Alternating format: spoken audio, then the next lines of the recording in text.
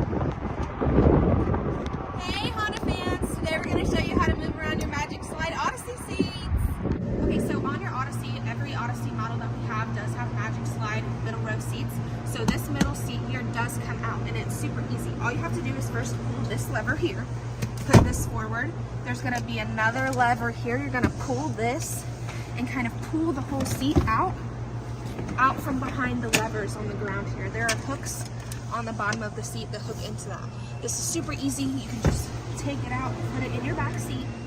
Once that middle seat is out, these other two outside seats do also shift in between the row. There's going to be a lever right here. You just pull this lever and slide it. To latch it in place, you simply just get it to where it can lock. There's also a lever here. This lever is going to let you push the seat forward out of place.